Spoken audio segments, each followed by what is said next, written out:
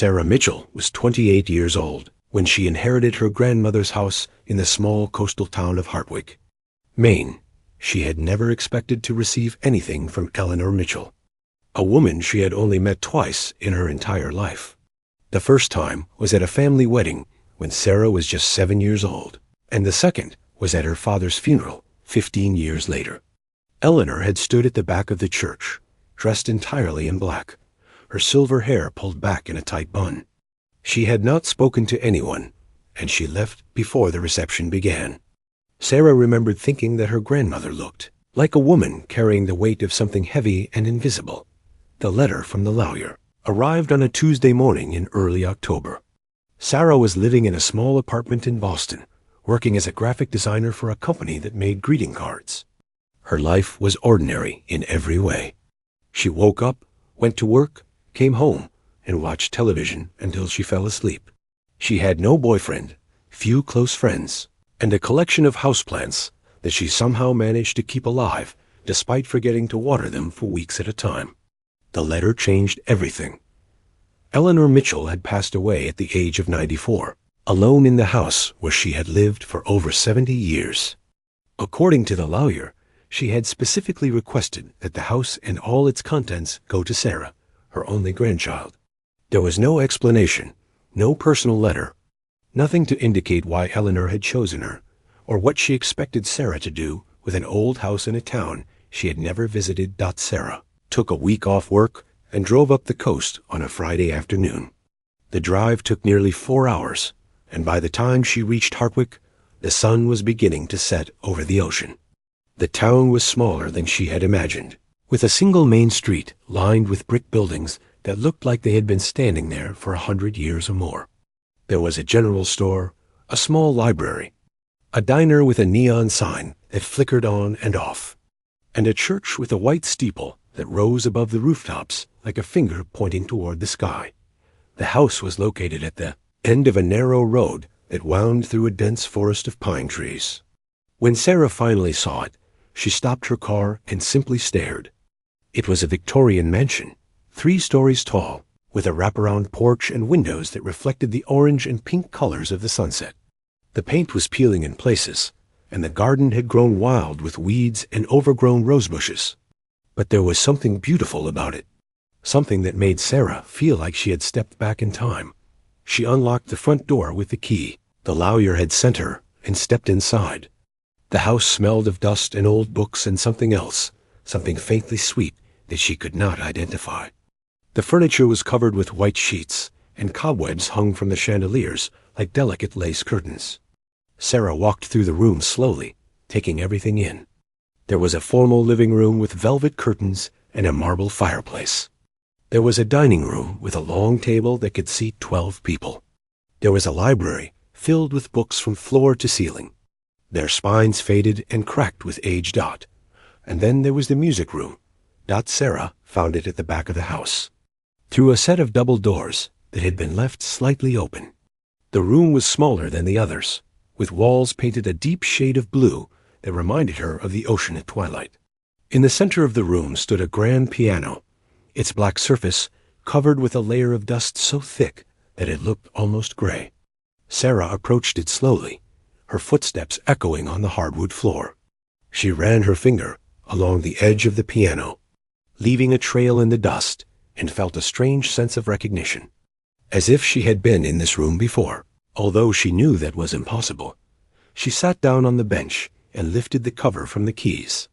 They were yellowed with age, and some of them had small chips and cracks, but when she pressed one of them, the note that rang out was clear and true. Sarah had taken piano lessons as a child, although she had never been particularly talented. She could play simple melodies, songs she had learned in elementary school, but nothing more complicated than that. Still, sitting at this piano, in this room, in this house that now belonged to her, she felt compelled to play. She began with a simple tune, something she remembered from her childhood. It was a lullaby that her mother used to sing to her before bed, a melody that she had not thought about in years. Her fingers moved slowly across the keys, hesitant at first, then with more confidence as the music came back to her. The sound filled the room, bouncing off the walls and the ceiling, and for a moment Sarah forgot where she was. She forgot about her ordinary life in Boston, forgot about her dead grandmother and the mysterious inheritance, forgot about everything except the music. And then something strange happened. As she played the final notes of the lullaby, she heard a click, soft but distinct, coming from somewhere inside the piano. Sarah stopped playing and listened. The house was silent except for the wind rustling the trees outside and the distant sound of waves crashing against the shore. She waited, her heart beating faster, but nothing happened. She was about to dismiss it as her imagination when she noticed that one of the panels on the front of the piano had shifted slightly, revealing a thin gap where there had been none before. Sarah leaned closer and examined the panel. It was not part of the original design of the piano. Someone had added it later, creating a hidden compartment that could only be opened by playing a specific combination of notes. The lullaby her mother had sung to her, the same lullaby her grandmother must have sung to her father, was the key. With trembling hands, Sarah pulled the panel open. Inside, she found a small leather journal, its cover worn and cracked with age, and a bundle of letters tied together with a faded blue ribbon. There was also a photograph, yellowed and brittle, showing a young woman standing in front of this very house. She was beautiful, with dark hair and eyes that seemed to look directly at Sarah through the decades. On the back of the photograph, written in elegant handwriting, were the words, "For my darling daughter, so that she may one day know the truth. With all my love, Margaret." June 1923. Sarah stared at the photograph, trying to understand what she was seeing. Margaret was not a name she recognized. Her grandmother's name was Eleanor, and she had never mentioned anyone named Margaret. But as Sarah looked more closely at the young woman in the photograph, she saw something that made her breath catch in her throat. The woman was wearing a necklace, a simple gold chain with a small pendant in the shape of a crescent moon. It was the same necklace that Eleanor had been wearing at Sarah's father's funeral. The same necklace that was now sitting in a small velvet box in Sarah's apartment in Boston, left to her by her father when he died. The journal in her hands suddenly felt heavier, as if it were filled not just with pages and ink, but with secrets that had been waiting 100 years to be discovered. Sarah knew that whatever was written in these pages would change everything she thought she knew about her family, her grandmother, and herself. She opened the journal to the first page, and in the dim light of the fading sunset, she began to read. The journal began with an entry dated March 15th, 1923. The handwriting was elegant but hurried, as if the writer had been racing against time to get the words down before they disappeared. Sarah adjusted her position on the piano bench and held the journal closer to catch the last rays of sunlight streaming through the dusty windows. "My name is Margaret Rose Whitmore, and I am writing this because I fear I may not have much time left. The world I once knew is crumbling around me, and there are things that must be recorded, truths that must be preserved for those who come after me. If you are reading this, and you have found what I have hidden, and you are meant to know what happened in this house, in this town, so many years ago." Sarah turned the page, her fingers trembling slightly. The next few entries described Margaret's daily life in Hartwick during the early 1920s.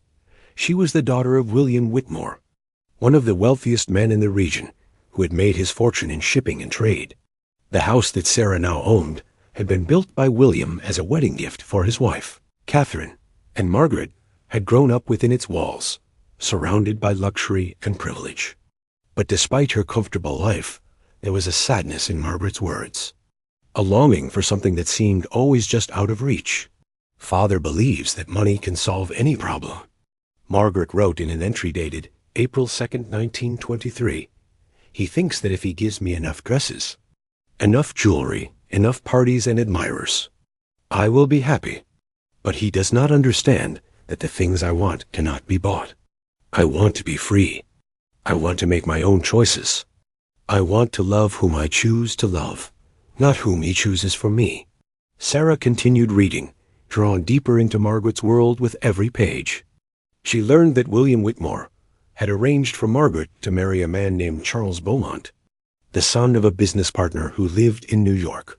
Charles was wealthy, handsome, and well-connected, but Margaret despised him. In her journal, she described him as cold and cruel, a man who saw her as nothing more than a possession to be acquired. "Charles came to dinner last night," Margaret wrote in mid-April. "He sat across from me at the table and spoke about his plans for our future as if I were not even there. He wants to move to New York after the wedding. He wants me to give up my music, my books, everything that makes me who I am." When I tried to object, he laughed and told Father that I would learn to behave once I was his wife. Father said nothing. He simply smiled and poured Charles another glass of wine. But there was another thread running through Margaret's entries, something that began as a whisper and grew louder with each passing page. She had fallen in love, not with Charles Beaumont, but with someone else entirely. His name was Thomas Callahan, and he was the son of the family's housekeeper. He worked in the garden and helped maintain the grounds of the estate, and Margaret had known him since they were children. They had grown up together, playing in the woods behind the house, swimming in the ocean, sharing secrets and dreams. But as they grew older, their friendship had transformed into something deeper, something that could never be acknowledged in the world they lived in. "I know that what I feel for Thomas is forbiddance," Margaret wrote in May. "I know that if Father ever discovered the truth, he would cast me out without a second thought. But I cannot help what my heart feels. When I am with Thomas, I feel alive in a way I never feel with anyone else. He sees me not as William Whitmore's daughter, not as a prize to be won or a business arrangement to be finalized, but simply as Margaret. And that is worth more to me than all the money in the world." Sarah paused in her reading and looked up from the journal. The room had grown dark while she was reading, and she could barely see the pages in front of her. She found a lamp on a small table near the window and turned it on, casting a warm yellow glow across the room. Outside, the wind had picked up, and she could hear the branches of the trees scraping against the windows like fingers trying to get in. She returned to the journal, hungry for more of Margaret's story. The entries became more frequent and more urgent as the summer of 1923 approached. Margaret and Thomas had begun meeting in secret, late at night, in a small cottage at the edge of the property that had once been used to store gardening equipment. They would talk for hours about their hopes and dreams, about the places they wanted to see, the lives they wanted to live. And somewhere along the way, they made a plan. "Thomas has found work on a ship that sails to Europe," Margaret wrote in June. "He says we can leave together, start a new life somewhere no one knows us. We can be free, truly free, for the first time in our lives." The ship leaves on July 4th. Father is planning a grand party for Independence Day, with hundreds of guests and fireworks and dancing until dawn. He will be so distracted that he will not notice I am gone until it is too late. Sarah felt her heart racing as she read Margaret's words. She could picture the scene so clearly in her mind. The young woman standing at the window of this very room, looking out at the ocean and dreaming of escape. But Sarah also knew, with a growing sense of dread, that something had gone wrong. If Margaret had escaped with Thomas, if she had found the freedom she so desperately wanted, then why was this journal hidden inside a piano? Why had Eleanor inherited this house? And why had she lived here alone for 70 years? The answer came in the next entry, dated July 3rd, 1923, the night before Margaret was supposed to leave. "Something terrible has happened. Father knows. Someone saw us together, Thomas and me, and they told Father. He came to my room tonight with a face like thunder. He said he would never allow me to disgrace the family name by running off with a servant. He said he had sent Thomas away, paid him to leave Hartwick and never return. He said if I ever tried to contact Thomas again, he would destroy him completely, ruin his family, make sure he could never find work anywhere in the country." Sarah turned the page, dreading what she would find. Margaret's handwriting had become shaky, the letters uneven, and blotted with what looked like tears. "But that is not the worst of it. Father told me something else, something that has broken my heart completely. He said that Thomas had taken the money willingly.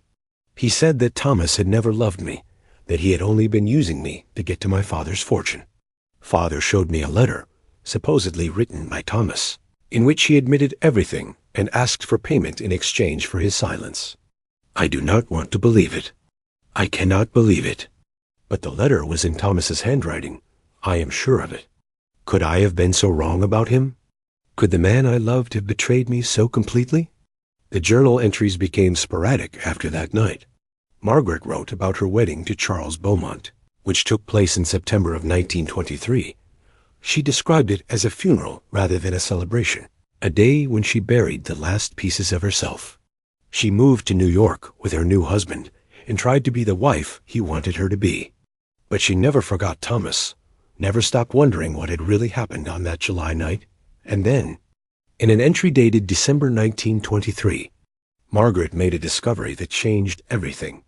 I was going through Charles's papers today, looking for documents related to the household accounts, when I found a letter. It was from my father, written in late June, and it contained instructions for how to forge Thomas's handwriting. There was a sample enclosed and specific phrases that my father wanted included in the fake letter. Charles was the one who betrayed me, not Thomas. Charles and my father worked together to destroy my happiness, and I married the man who took everything from me. Sarah closed the journal and sat in silence, her mind reeling from what she had just read. Margaret's story was not just a tale of forbidden love and family betrayal. It was the beginning of a mystery that stretched across 100 years, a secret that had been hidden inside a piano, waiting for someone to find it. And now that Sarah had found it, she knew she could not rest until she uncovered the whole truth. Sarah spent the next 3 days reading through the rest of the journal and the bundle of letters she had found inside the piano. She barely slept, surviving on coffee and the stale crackers she found in her car. The house around her seemed to come alive as she read, as if the walls themselves were whispering secrets they had kept for a century. The letters were arranged in chronological order, tied together with a faded blue ribbon. Most of them were from Margaret to Thomas, letters she had written but never sent. They were filled with love and longing, with apologies and explanations, with desperate attempts to reach the man she believed had abandoned her. But there were also a few letters from Thomas himself, letters that Margaret must have received somehow, years after they were written. The first of Thomas's letters was dated August 1923, barely a month after he had been sent away from Hartwick. "My dearest Margaret," Thomas wrote in a hand that was rough but readable, "I do not know if this letter will ever reach you, but I must try. I must tell you the truth, even if you never believe me. I did not take your father's money. I did not write that letter he showed you. I would never betray you, not for all the gold in the world. Your father's men came for me in the night. They beat me and threw me on a ship bound for England. They told me that if I ever returned to America, they would kill me and everyone I loved. I had no choice but to go. But I swear to you, Margaret, I never stopped loving you. I never will."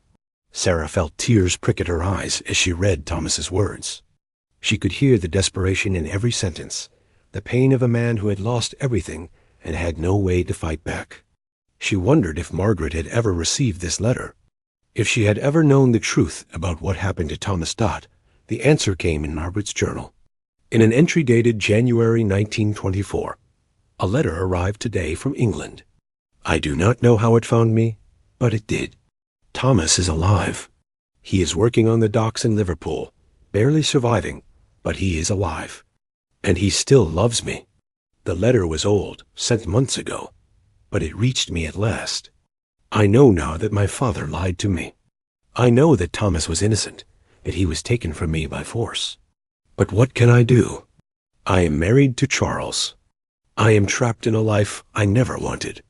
And Thomas is an ocean away, believing that I have forgotten him. Sarah turned the pages faster now, hungry to know what happened next. Margaret's entries became less frequent, but more intense. She described her life with Charles in New York, a life of wealth and privilege that felt like a prison. Charles was cruel in ways, both obvious and subtle. He controlled every aspect of Margaret's existence, from what she wore to whom she spoke to. He never hit her, but he did not need to. His words were weapons enough, cutting her down piece by piece until she barely recognized herself. But Margaret did not give up. In secret, she began to plan. I have been saving money, she wrote in March 1924. Not much, just a few dollars here and there. hidden in places Charles will never think to look. I have also been writing letters, not to Thomas, but to his mother, Mrs. Callahan, who still works at the house in Hartwick. She is the only person I can trust. She has promised to help me, to find a way to bring Thomas back to America. I do not know if it is possible, but I must try. I cannot live this half-life any longer. The plan took almost a year to come together. Margaret and Mrs. Callahan exchanged dozens of letters, each one carefully worded in case they were intercepted. They created a code using references to household items and gardening supplies, a language that only they could understand. By the winter of 1924, they had raised enough money to pay for Thomas's passage back to America and to secure safe lodging for him in Boston. Far from the reach of William Whitmore and Charles Beaumont, Thomas arrived in Boston in February, 1925. Margaret's journal entry from that day was brief, but filled with joy. He is here. After everything we have been through, after all the lies and the pain and the distance, he is finally here. I saw him today, for just a few minutes, at a small cafe near the harbor. He looks older, thinner, but his eyes are the same. When he saw me, he smiled, and I felt my heart break and heal at the same time. We cannot be together yet. There is still so much to be done. But for the first time in 2 years, I have hope. Sarah closed the journal and walked to the window of the music room. The sun was rising over the ocean, painting the sky in shades of gold and pink. She had been reading all night, lost in a world that existed 100 years ago. But the story was not over.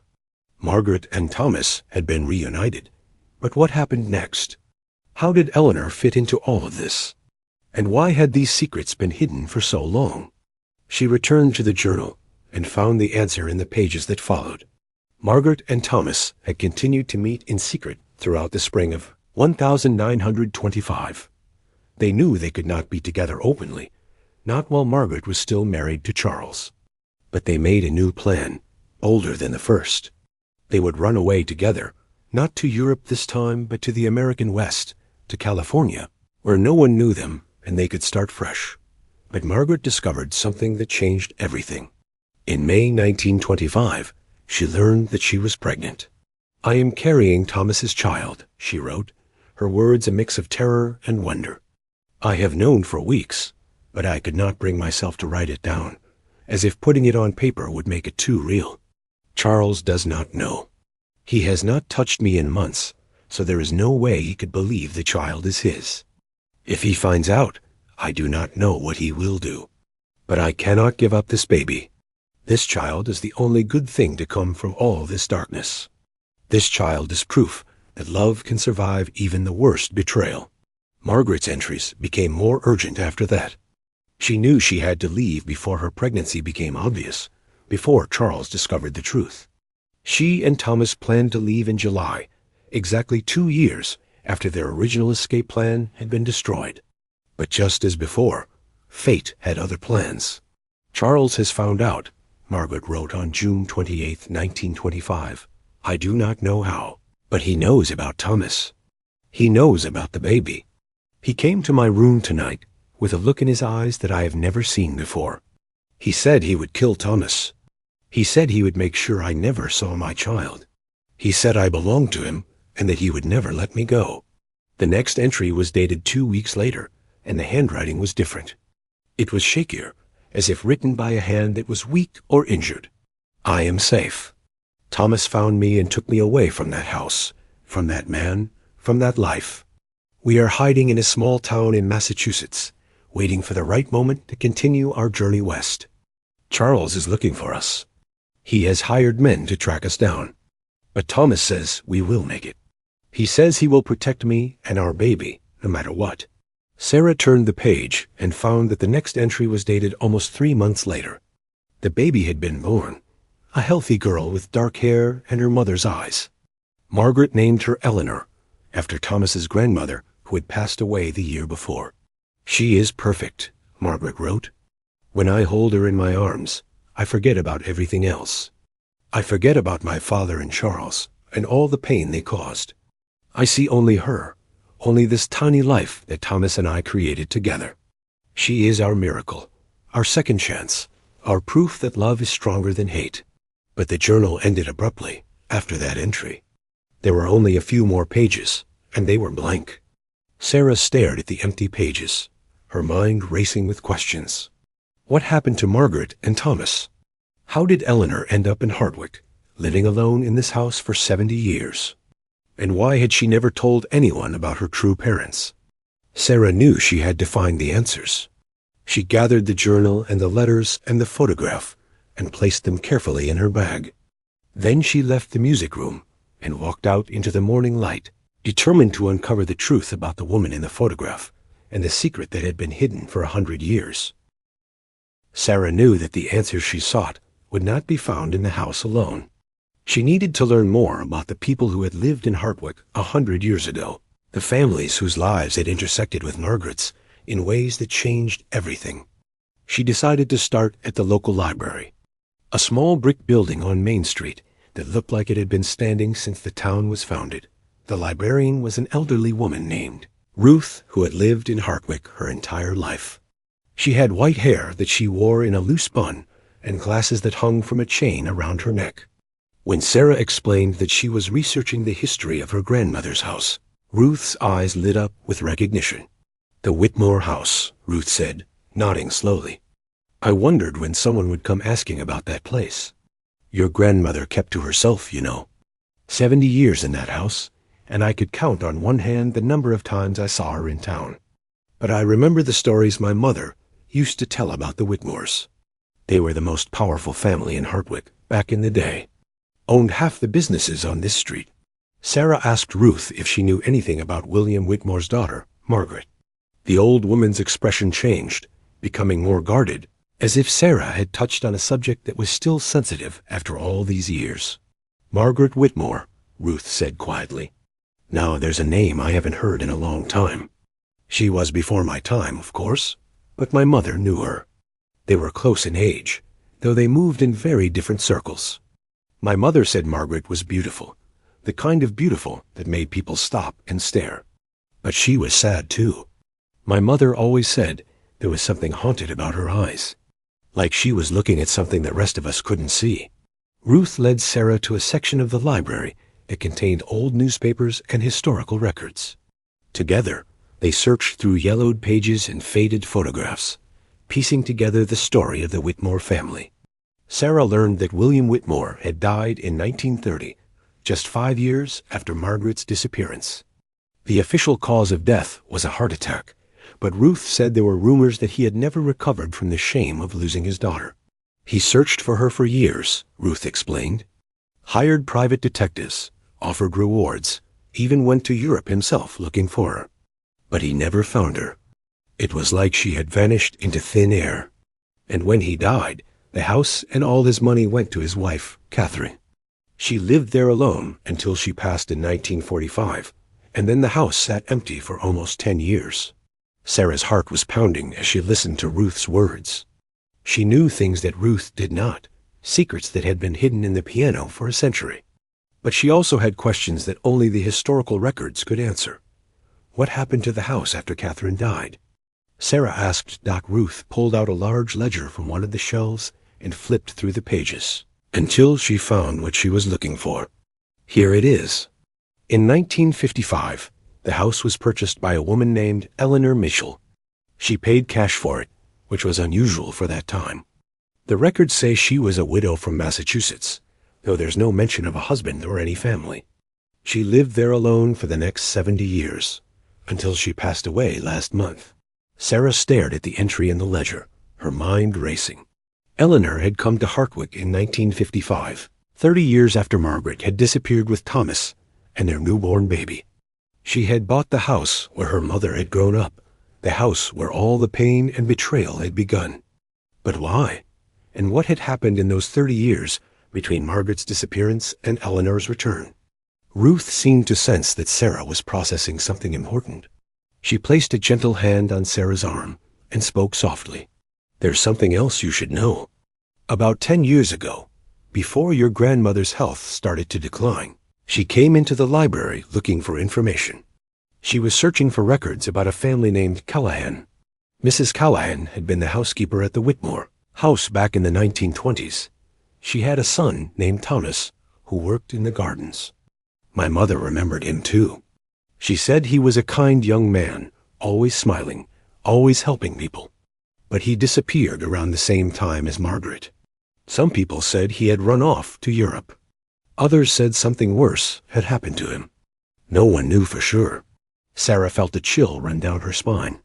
She thanked Ruth for her help and left the library with a stack of photocopies and a head full of questions. She walked down Main Street toward the diner she had passed on her first night in town, hoping that a cup of coffee and some time to think would help her make sense of everything she had learned. The diner was called Mabel's, and it looked like it had not changed since the 1950s. There were red vinyl booths along the windows, a long counter with spinning stools, and a jukebox in the corner playing songs from another era. Sarah slid into a booth near the back and ordered a coffee and a slice of pie from a waitress named Donna, who had a warm smile and a seemingly endless supply of gossip. "You're staying at the Mitchell house, aren't you?" Donna asked as she refilled Sarah's coffee. Word travels fast in a small town like this. We've all been curious about that place ever since the old lady passed. She was a mystery, that one. Never came into town except to buy groceries, and even then she barely spoke to anyone. But I remember seeing her once, years ago, walking on the beach at sunset. She was crying, just standing there looking out at the ocean with tears running down her face. I always wondered what she was crying about. Sarah thought about Eleanor, the grandmother she had barely known, and felt a wave of sadness wash over her. Eleanor had lived alone in that house for 70 years, carrying secrets that she had never shared with anyone. She had watched her son grow up and have a family of his own, but she had kept him at a distance, never telling him the truth about his heritage. And when she died, she had left everything to Sarah, the granddaughter she had met only twice. But why? What did Eleanor want Sarah to find? And why had she waited until after her death to reveal these secrets? Sarah finished her coffee and walked back to the house as the sun began to set. She climbed the stairs to the second floor and found Eleanor's bedroom, a room she had not yet explored. It was smaller than the other bedrooms, with a simple bed covered in a faded quilt and a dresser with a mirror that was clouded with age. On the knitstand, there was a photograph in a silver frame, the same photograph that Sarah had found inside the piano. Margaret's face looked up at her, young and beautiful, and full of hope. Sarah opened the drawers of the dresser and found clothes neatly folded, smelling faintly of lavender and mothballs. There were handkerchiefs embroidered with the letter E, a collection of costume jewelry, and a small wooden box tucked away at the back of the bottom drawer. Inside the box, Sarah found more letters, these ones written in a different hand. They were from Eleanor to herself, a kind of diary that she had kept over the years. The first letter was dated 1955, the year Eleanor had come to Hartwick. "I am home at last. It took me 30 years, but I have finally returned to the place where my story began. The house is exactly as I remembered it from Mother's stories, grand and beautiful and full of ghosts. I can feel them here, the spirits of the people who lived and loved and suffered within these walls. I have come to make peace with them and with myself. I have come to finally tell the truth." Sarah sat down on Eleanor's bed and began to read, knowing that the next chapter of the story was about to unfold.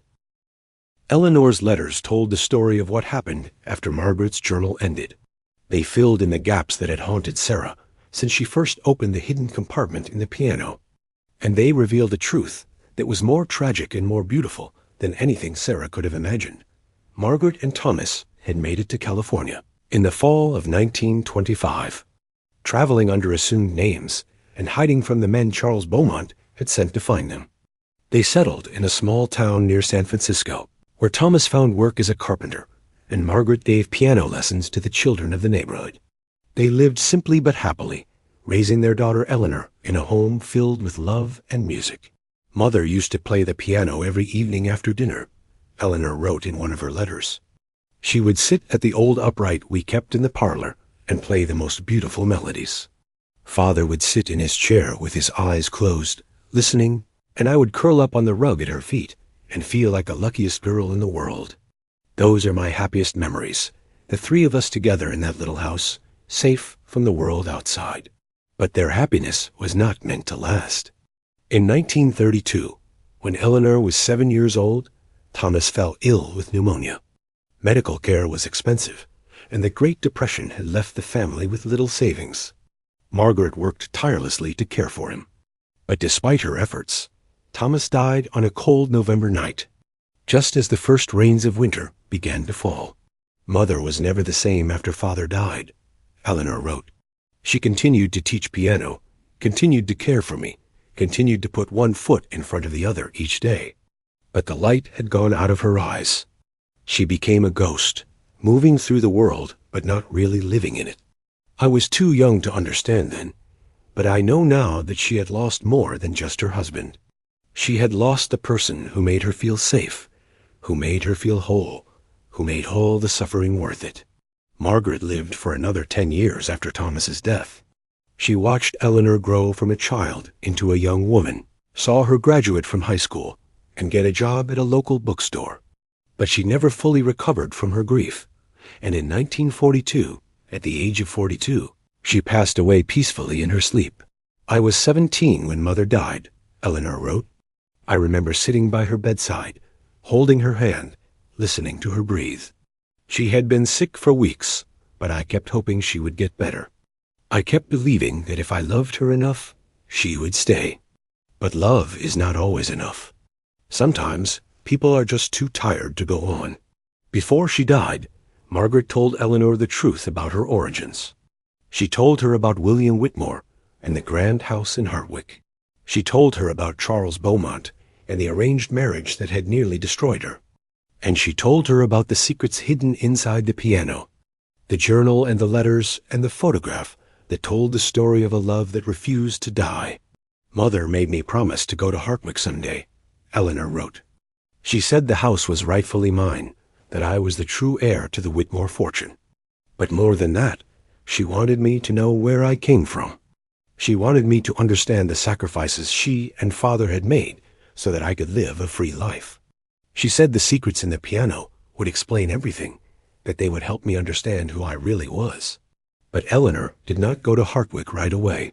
She was young and alone, with no money and no family to support her.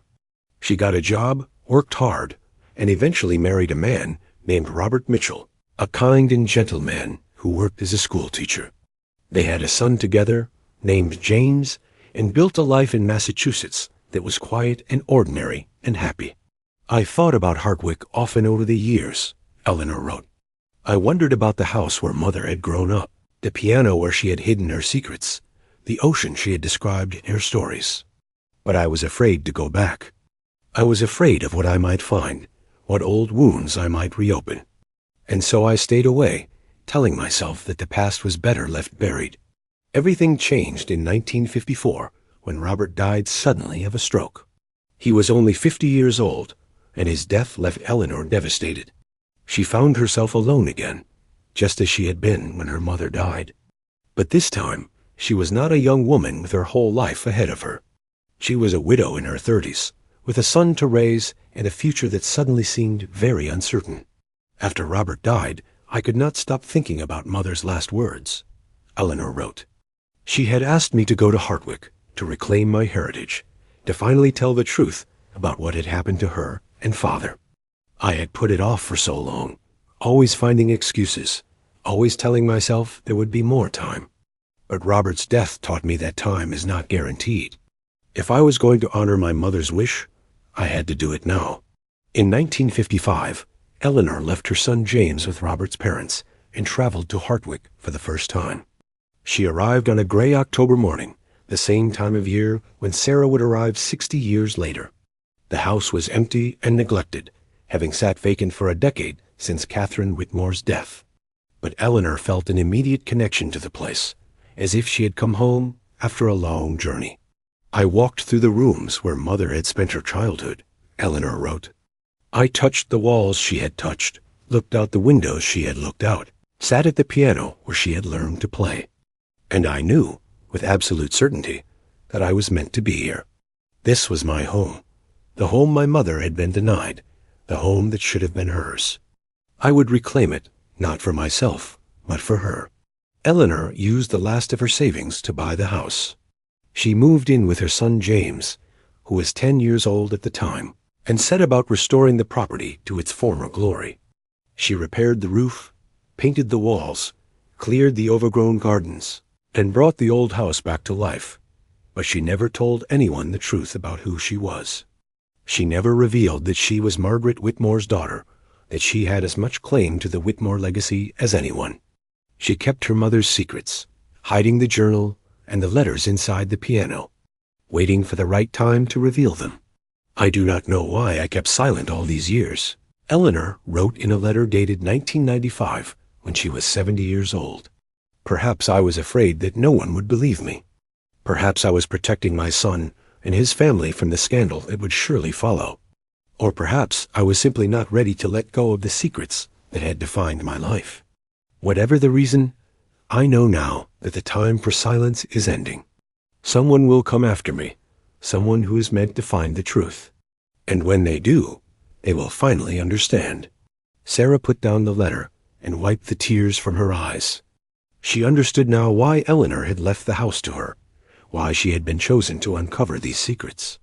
But there was still one question that remained unanswered, one piece of the puzzle that did not fit. Why had Eleanor never told James, Sarah's father, the truth about his family?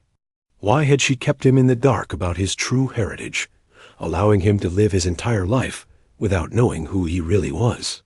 The answer, Sarah suspected, lay in the final letters in the box, letters that Eleanor had written in the last years of her life. And as Sarah reached for them, she knew that the hardest truths were still to come.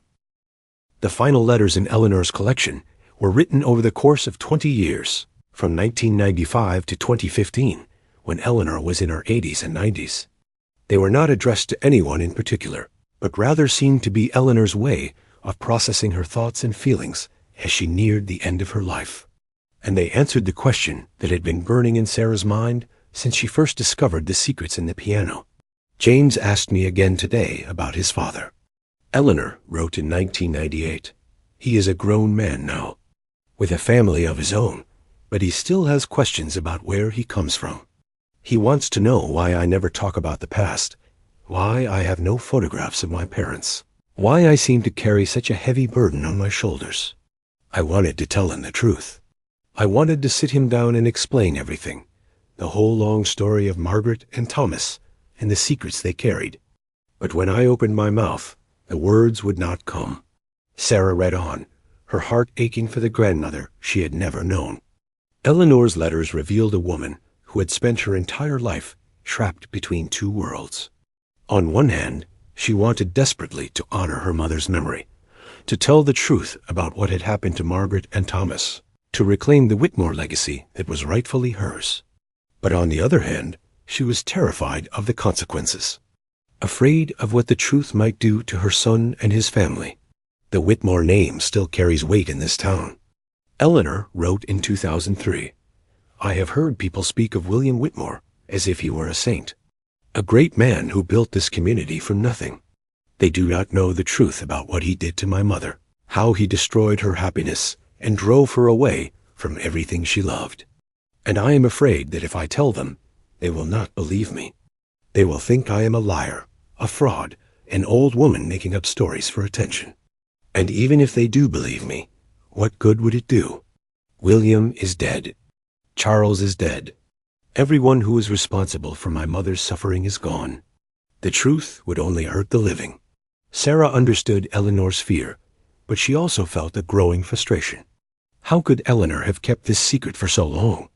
How could she have let James, Sarah's father, live his entire life without knowing the truth about his family?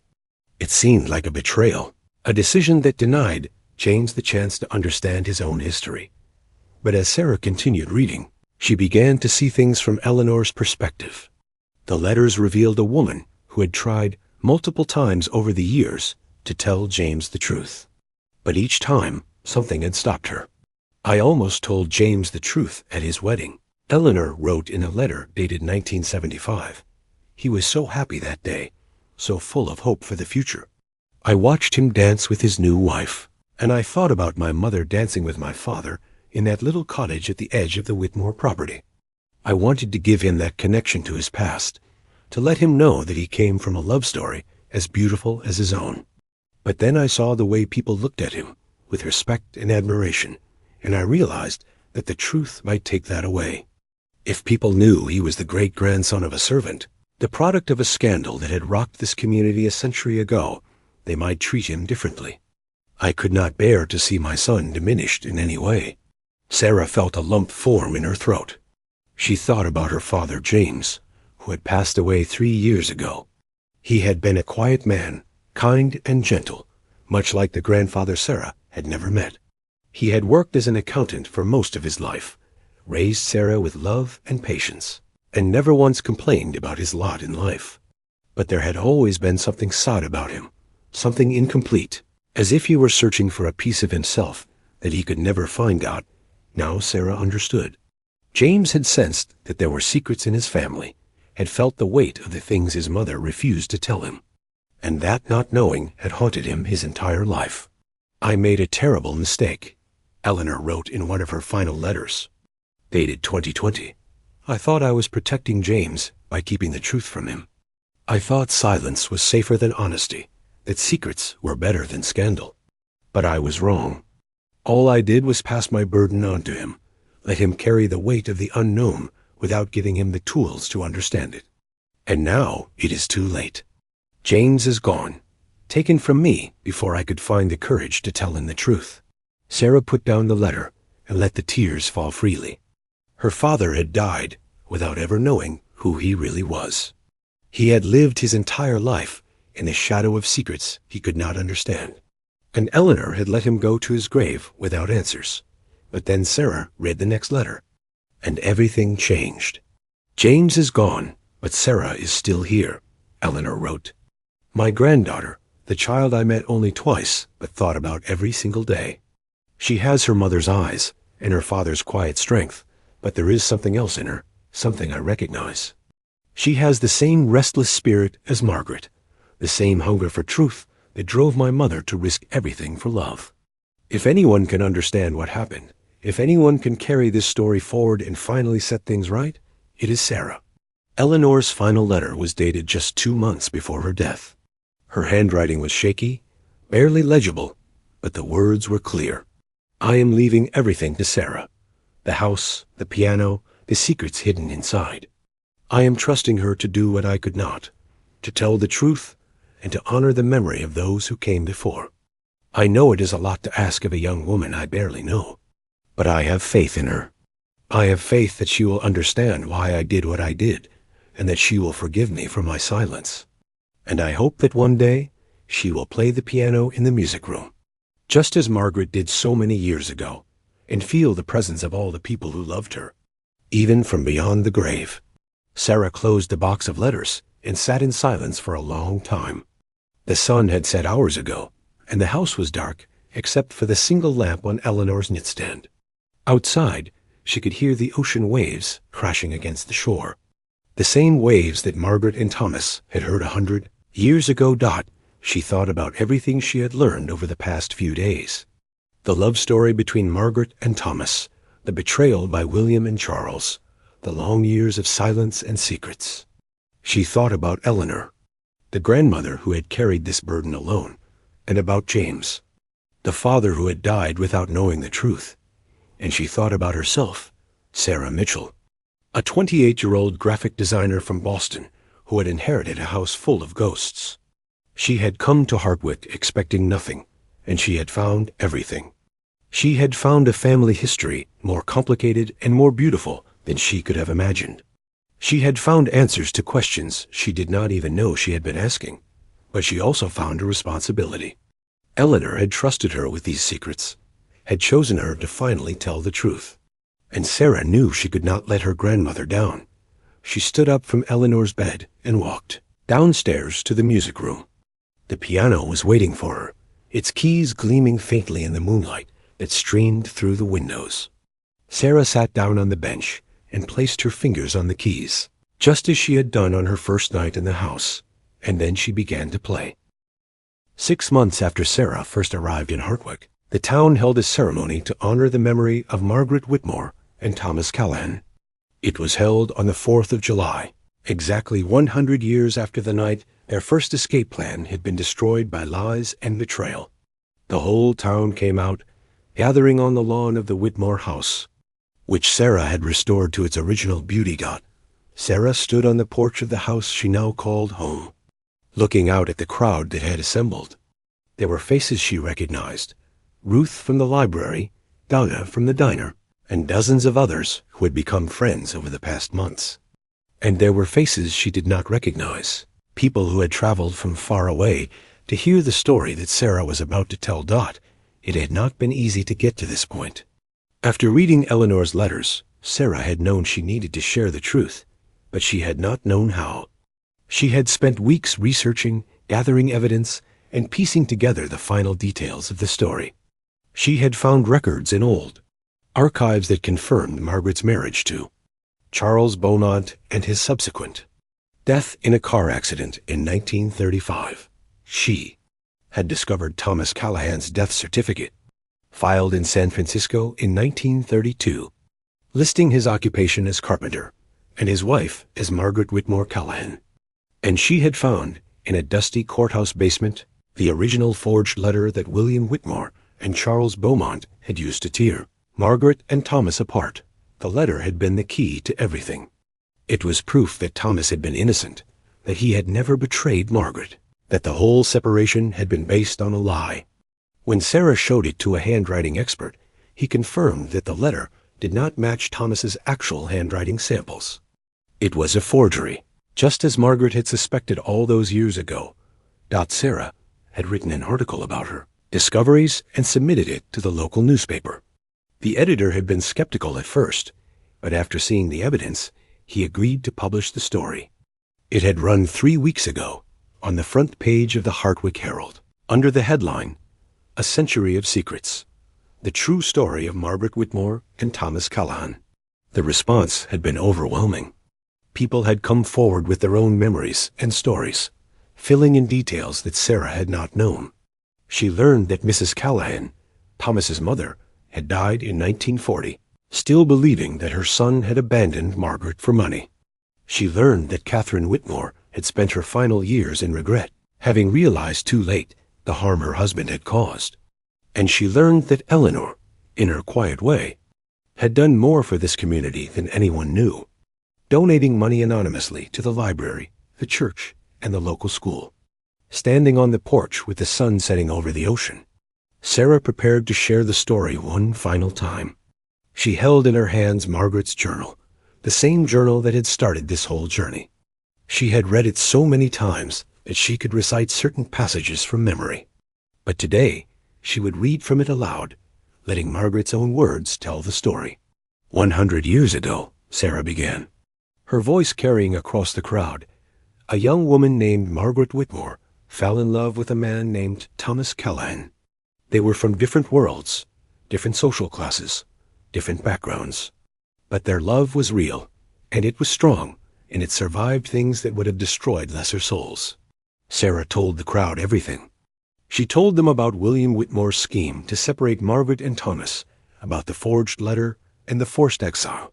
She told them about Margaret's loveless marriage to Charles Beaumont, and about the discovery that changed everything. She told them about the escape, the years of hiding, the birth of Eleanor, and the tragic deaths that followed. And she told them about Eleanor's return to Hartwick, her decades of silence, and her final decision to leave the truth in Sarah's hands. When she finished speaking, there was not a dry eye in the crowd. People embraced each other, strangers who had been brought together by a story of love and loss and redemption. Ruth from the library was crying openly, holding a handkerchief to her face. Donna from the diner had her arm around an elderly man who had known Eleanor in her younger years. And standing at the edge of the crowd was a group of people Sarah had never seen before. Descendants of the Callahan family who had traveled from across the country to hear the truth about their ancestor Dot after the ceremony. Sarah invited everyone inside the house for refreshments. The music room had been transformed for the occasion, with tables of food and flowers everywhere. But the centerpiece of the room was still the piano. The same piano where Margaret had hidden her secrets all those years ago. Sarah had had it restored by a master craftsman, its black surface now gleaming, its keys replaced with fresh ivory dot. As the guests mingled and talked, Sarah found herself drawn to the piano. She sat down on the bench, just as she had on her first night in the house, and placed her fingers on the keys. The room grew quiet as people turned to watch. Sarah began to play the lullaby, the same simple melody that had unlocked the hidden compartment and started this whole journey. The notes filled the room, sweet and sad and beautiful, and Sarah felt the presence of all the people who had loved her, even from beyond the grave. She felt Margaret, the great-grandmother she had never known, whose courage had made everything possible. She felt Thomas, the great-grandfather who had given up everything for love. She felt Eleanor, the grandmother who had carried the burden of secrets for so long, and James, the father who had died without knowing the truth. And she felt something else, something she could not quite name. It was a sense of completion, of circles closing, of stories reaching their proper end. For 100 years, Margaret's secret had been hidden inside this piano, waiting for someone to find it. And now, at last, the truth was free. When Sarah finished playing, the room erupted in applause. People came up to thank her, to shake her hand, to tell her how much the story meant to them. But Sarah barely heard them. She was lost in thought, thinking about everything that had brought her to this moment. She had come to Hartwick expecting nothing. She had been a graphic designer in Boston, living an ordinary life, with no idea that she was the descendant of one of the greatest love stories the town had ever known. But a simple piano tune had changed everything.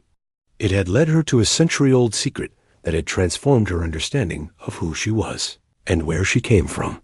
That night, after the guests had left and the house was quiet, Sarah walked out onto the porch and looked up at the stars. The ocean stretched out before her, vast and dark and full of mystery. She thought about Margaret and Thomas, who had looked at this same ocean 100 years ago, dreaming of a future they would never see. She thought about Eleanor, who had spent 70 years in this house, guarding secrets that she was too afraid to share. And she thought about herself, Sarah Mitchell, the last link in a chain that stretched back through generations. She had found more than a house in Hartwick. She had found a family, a history, a sense of belonging that she had never known she was missing. And she had found a purpose. She would preserve this house, protect these stories, and make sure that the truth was never forgotten again. Sarah smiled and walked back inside, closing the door softly behind her. Tomorrow, she would start writing a book about Margaret and Thomas, a full account of their love story that would be published for the whole world to read. But tonight, she would simply sit at the piano and play, letting the music fill the empty rooms, honoring the memory of all those who had come before. The secret was finally told, and the story, at long last, was complete.